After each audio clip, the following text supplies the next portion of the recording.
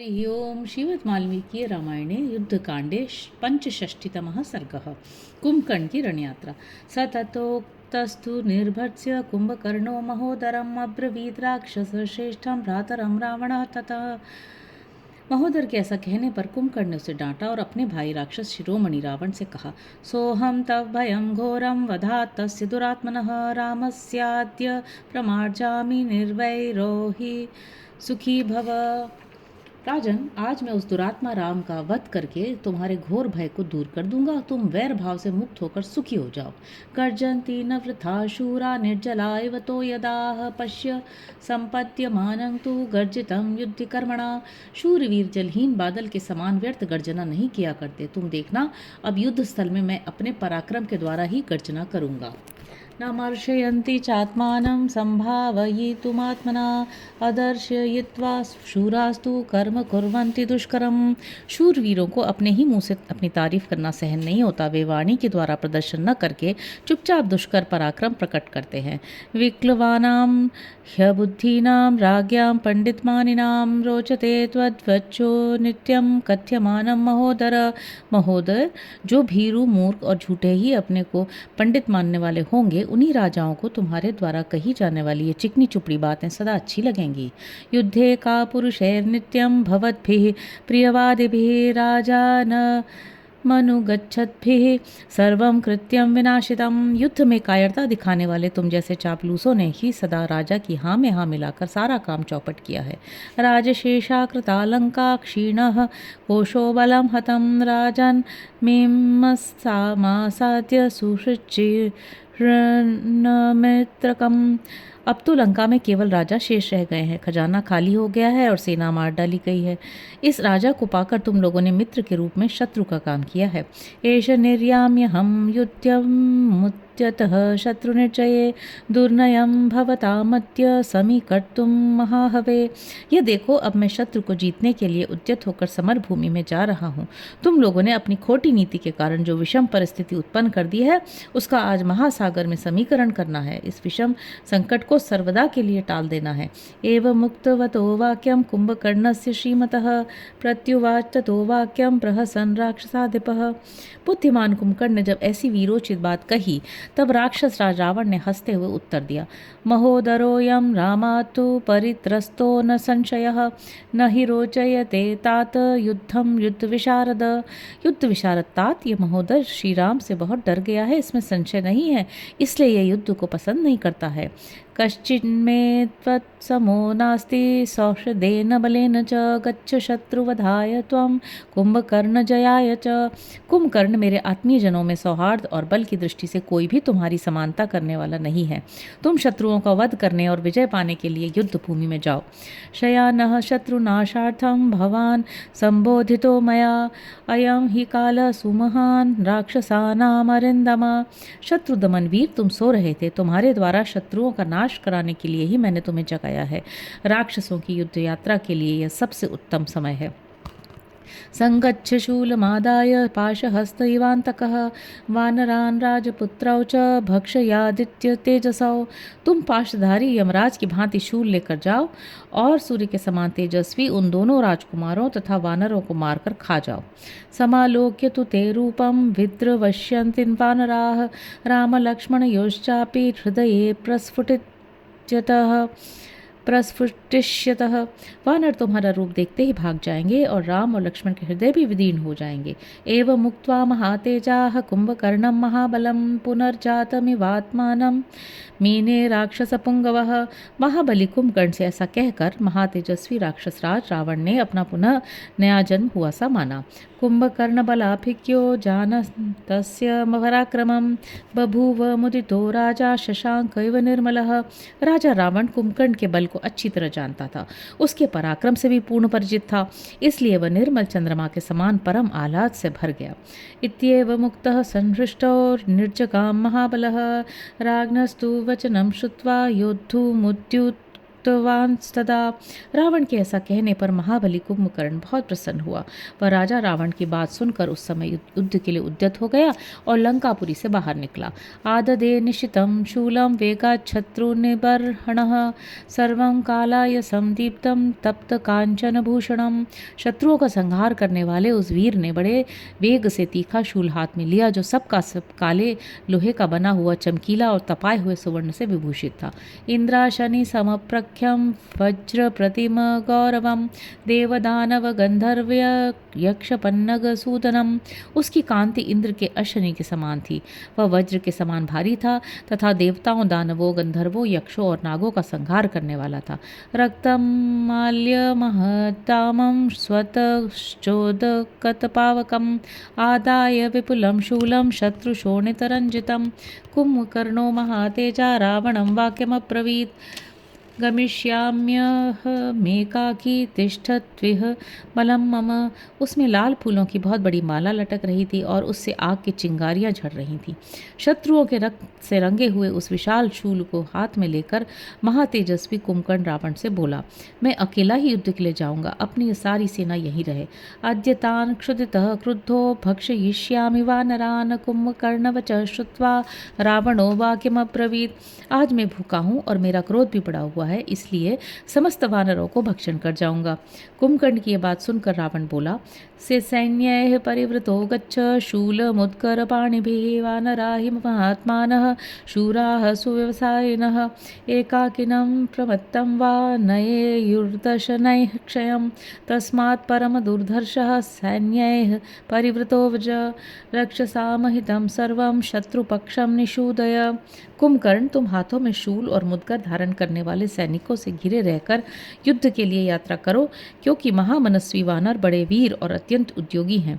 वे तुम्हें अकेला या असावधान देख दांतों से काट काट कर नष्ट कर डालेंगे, इसलिए सेना से घिरकर सब ओर से सुरक्षित हो यहाँ से जाओ। उस दशा में तुम्हें परास्त करना शत्रुओं के लिए बहुत कठिन होगा। तुम राक्षसों का अहित करने वाले समस्त शत्रु दल का संहार करो। अथासनात् समुत्पत्य सृजं मणिकृतांतराम बंध महातेजाह कुंभकर्णस्य रावणः। यूँ कहकर महातेजस्वी रावण अपने आसन से उठा और एक सोने की माला, जिसके बीच बीच में मणियां पुरी हुई थी, लेकर उसने कुंभकर्ण के गले में पहना दी। अंगदान्यंगुली वेष्टान वराण्याभरणानि च हारं च शशि संकाशम आबबंध महात्मनः। बाजूबंद अंगूठियां, अच्छे अच्छे आभूषण और चंद्रमा के समान चमकीला हार, इन सब को उसने महाकाय कुंभकर्ण के अंगों में पहनाया। दिव्यानि च सुगंधीनि माल्य दामनि रावणः गात्रेषु सज्जयामास श्रोत्रयोश्चाय कुंडले। उतना ही नहीं, रावण ने उसके विभिन्न अंगों में दिव्य सुगंधित फूलों की मालाएं भी बंधवा दी और दोनों कानों में कुंडल पहना दिए।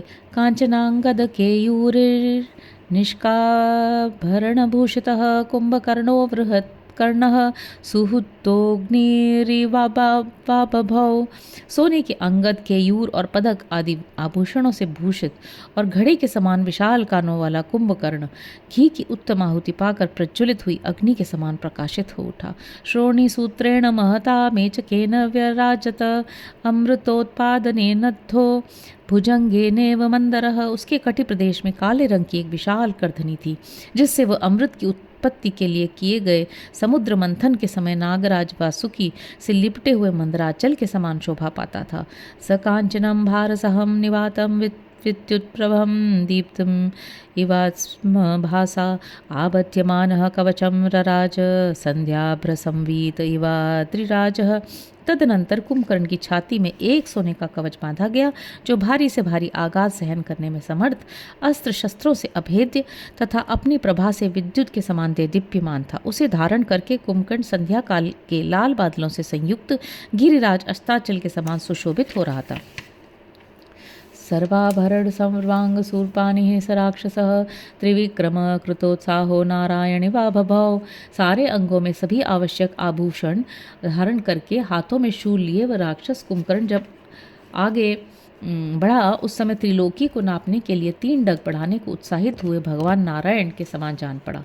भ्रातरम संपरिष्वज्य कृत्वाश्चापि प्रदक्षिणम प्रणम्य शिरसा तस्मै प्रतस्थे। स महाबलः, भाई को हृदय से लगाकर उसकी परिक्रमा करके उस महाबली वीर ने उसे मस्तक झुकाकर प्रणाम किया। तत्पश्चात वह युद्ध के लिए चला। तमाशीर्भिः प्रशस्ताभिः प्रेषयामास रावणः शंखदुन्दुभिः निर्घोषैः सैन्यैश्चापि वरायुधैः। उस समय रावण ने उत्तम आशीर्वाद देकर श्रेष्ठ आयुधों से सुसज्जित सेनाओं के साथ उसे युद्ध के लिए विदा किया। यात्रा के समय उसने शंख और दुन्दुभि आदि बाजे भी बजवाए। तम गजैश्च तुरंगैश्च स्यन्दनैश्चाम्बुदस्वनैः अनुजग्मुर्महात्मानो रथिनो रथिनाम वरम। हाथी, घोड़े और मेघों की गर्जना के समान खरखराहट पैदा करने वाले रथों पर सवार हो अनेकानेक महामनस्वी रथी वीर रथियों में श्रेष्ठ कुंभकर्ण के साथ गए। सर्पैरुष्टैः खरैश्चैव सिंहद्विप मृगद्विजैः अनुजग्मुश्च तं घोरम कुंभकर्णम महाबलम। कितने ही राक्षस सांप, ऊंट, गधे, सिंह, हाथी, मृग और पक्षियों पर सवार होकर उस भयंकर महाबली कुंभकर्ण के पीछे पीछे गए। स पुष्प वर्षैरव कीर्यमाणो धृतात पत्रः शितशूलपाणिः मदोत्कटः शोणितगन्धमत्तो विनिर्ययो दानवदेव शत्रुः। उस समय उसके ऊपर फूलों की वर्षा हो रही थी। सिर पर श्वेत छत्र तना हुआ था और उसने हाथ में तीखा त्रिशूल ले रखा था। इस प्रकार देवताओं और दानवों का शत्रु तथा रक्त की गंध से मतवाला कुंभकर्ण, जो स्वाभाविक मद से भी उन्मत्त हो रहा था, युद्ध के लिए निकला। पदातयश्च बहवो महानादा महाबलाः अन्वयू राक्षसा भीमा भीमाक्षाः शस्त्र प्राणयः। उसके साथ बहुत से पैदल राक्षस भी गए, जो बड़े बलवान, जोर जोर से गर्जना करने वाले, भीषण नेत्रधारी और भयानक रूप वाले थे। उन सब के हाथों में नाना प्रकार के अस्त्र शस्त्र थे। रक्ताक्षाः सुबहु व्यामा नीलांचन चयोपमाः शूलानुदम्य खड्गाश्च निशिताश्च परंशधान् भिन्दिपालाश्च परिधान् गदाश्च मुसलानि च तालस्कन्धाश्च विपुलान् क्षेपणीयान् दुरासदान्। उनके नेत्र रोष से लाल हो रहे थे। वे सभी कई व्याम ऊंचे और काले कोयले के ढेर की भांति काले थे। उन्होंने अपने हाथों में शूल, तलवार, तीखी धार वाले फरसे, भिन्दिपाल, परिगद, गदा, मूसल, बड़े बड़े ताड़के, वृक्षों की तने और जिन्हें कोई काट न सके ऐसी गुलेलें ले रखी थी। व्याम, ऊंचाई लंबाई का एक नाप। दोनों भुजाओं को दोनों ओर फैलाने पर एक हाथ की उंगलियों के सिरे से दूसरे हाथ की उंगलियों के सिरे तक जितनी दूरी होती है उसे व्याम कहते हैं। अथान्यद्वपुरादाय दारुणं घोरदर्शनं निष्पपात महातेजाः कुंभकर्णो महाबलः। तदनंतर महातेजस्वी महाबली कुंभकर्ण ने बड़ा उग्र रूप धारण किया, जिसे देखने पर भय मालूम होता था। ऐसा रूप धारण कर वह युद्ध के लिए चल पड़ा। धनुषत परिणाह सषट सत समुच्चितः रौद्र शकट चक्राक्षो महापर्वत सन्निभः। उस समय वह 600 धनुष के बराबर विस्तृत और 100 धनुष के बराबर ऊंचा हो गया। उसकी आंखें 2 गाड़ी के पहिए के समान जान पड़ती थी। वह विशाल पर्वत के समान भयंकर दिखाई देता था। सनिपत्य च रक्षांसि दग्ध शैलोपमो महान कुंभकर्णो महावक्त्र प्रहसन्निदमब्रवीत। पहले तो उसने राक्षस सेना की व्यूह रचना की, फिर दावानल से दग्ध हुए पर्वत के समान महाकाय कुंभकर्ण अपना विशाल मुख फैलाकर अट्टहास करता हुआ इस प्रकार बोला। अद्य वानर मुख्यानां तानि यूथानि भागशः निर्दहिष्यामि संक्रुद्ध पतंगा निवपावकः। राक्षसों, जैसे आग पतंगों को जलाती है, उसी प्रकार मैं भी कुपित होकर आज प्रधान प्रधान वानरों के एक एक झुंड को भस्म कर डालूंगा। नापराध्यन्ति मे कामं वानरा वनचारिणः जातिरस्म द्विधानां सा पुरोद्यान विभूषणम। यो तो वन में विचरने वाले बेचार वानर स्वेच्छा से मेरा कोई अपराध नहीं कर रहे हैं, अतः वे वध के योग्य नहीं हैं। वानरों की जाति तो हम जैसे लोगों के नगरोद्यान का आभूषण है। पुररोधस्य मूलं तु राघव सह लक्ष्मण हते तस्मिन् हतं सर्वं तं वदिष्यामि संयुगे। वास्तव में लंकापुरी पर घेरा डालने के प्रधान कारण है लक्ष्मण सहित राम, अतः सबसे पहले मैं उन्हीं को युद्ध में मारूंगा। उनके मारे जाने पर सारी वानर सेना स्वतः मरी हुई सी हो जाएगी। एवं तस्य ब्रुवाणस्य कुंभकर्णस्य राक्षसा नादं चक्रुर्महाघोरं कंपयन्त वार्णवम। कुंभकर्ण के ऐसा कहने पर राक्षसों ने समुद्र को कंपित सा करते हुए बड़ी भयानक गर्जना की। तस्य निष्पत तस्तूर्णम कुंभकर्णस्य धीमतः बभूवुर्घोर रूपाणि निमित्तानि समन्ततः। बुद्धिमान राक्षस कुंभकर्ण के रणभूमि की ओर पैर बढ़ाते ही चारों ओर घोर अपशकुन होने लगे। उल्काशनियुता मेघा बभूवुर्गर्द भारुणाः ससागरवना चैव वसुधा समकंपत। गदहों के समान भूरे रंग वाले बादल घिराए, साथ ही उल्कापात हुआ और बिजलियां गिरी। समुद्र और वनों सहित सारी पृथ्वी कांपने लगी। घोर रूपा शिवानेदुः सज्ज्वालक कवलैर्मुखैः मंडलान्यपसव्यानि बबंधुश्च विहंगमाः। भयानक गीदड़ियां मुंह से आग उगलती हुई अमंगल सूचक बोली बोलने लगी। पक्षी मंडल बांधकर उसकी दक्षिणावर्त परिक्रमा करने लगे। निष्पपात चक्रुध्रोस्य चूले वै पथि गच्छतः प्रास्फुरन्नयनं चास्य सव्यो बाहुरकंपत। रास्ते में चलते समय कुंभकर्ण के शूल पर गीद आ बैठा। उसकी बाई आंख फड़कने लगी और बाई भुजा कंपित होने लगी। निष्पपात चोलका ज्वलंती भीम निस्वना आदित्यो निष्प्रभश्चासीन वाति च सुखो निलः। फिर उसी समय जलती हुई उल्का भयंकर आवाज के साथ गिरी। सूर्य की प्रभा क्षीण हो गई और हवा इतने वेग से चल रही थी कि सुखद नहीं जान पड़ती थी।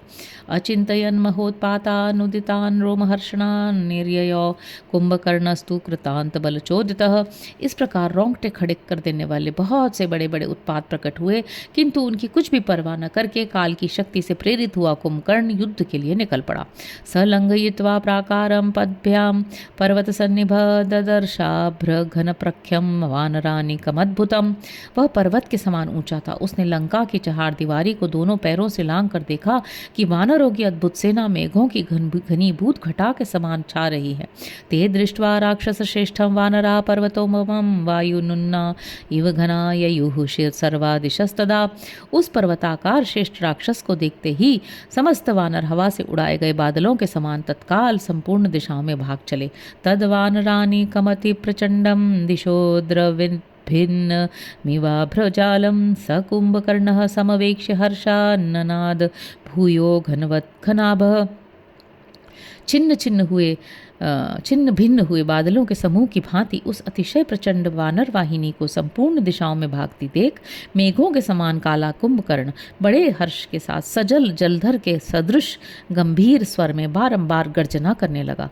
ते तस्य घोरम निनदम निशम्य यथा निनादम दिविवारिदस्य पेतुर्धरण्यां बहभः प्लवंगा निकृत मूला इव शाल वृक्षाः। आकाश में जैसे मेघों की गर्जना होती है उसी के समान उस राक्षस का घोर सिंहनाद सुनकर बहुत सी वानर जड़ से कटे हुए साल वृक्षों के समान पृथ्वी पर गिर पड़े। विपुल परिगवान सकुंभकर्णो रिपुनिधनाय विनिसृतो महात्मा कपिगण भयमाददत सुभीमं प्रभुरिव किंकर दंडवान युगान्ते।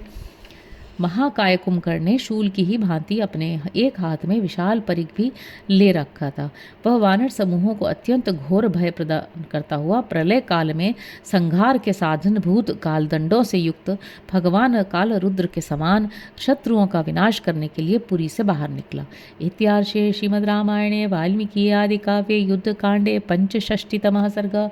इस प्रकार श्री वाल्मीकि निर्मित आर्ष रामायण आदि काव्य के युद्ध कांड में 65वां सर्ग पूरा हुआ। हरि ओम।